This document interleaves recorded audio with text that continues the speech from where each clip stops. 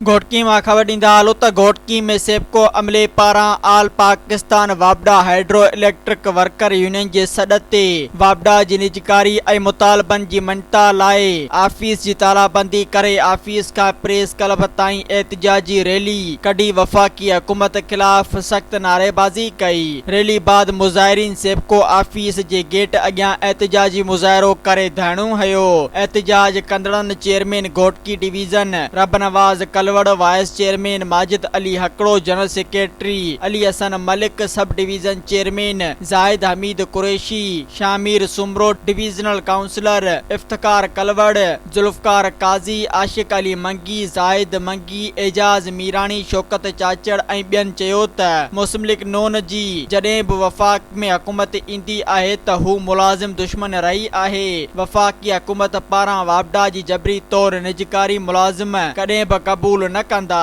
IMF जे इशारे ते वापडा खे प्राइवेट करण वारो फ़ैसिलो वापसि न वरितो वियो त 17 तारीख़ ते इस्लामाबाद जे डी चौक ते तारीख़ी एहतिजाज कयो वेंदो, जेको मुलाज़िमनि जे जाइज़ मुतालबनि 8 सालनि खां मुलाज़िमनि जी नई भर्ती जबरी तौर ते कयल रिटायर मुलाज़िमनि खे ॿीहर बहाल ऐं निजकारी जे फ़ैसिले खे वापसि वठण ताईं जारी रहंदो। सब्सक्राइब कयो अवामी न्यूज़ HD खे ऐं ताज़ा तरीन ख़बरुनि लाइ ॾिसंदा रहो अवामी न्यूज़ HD।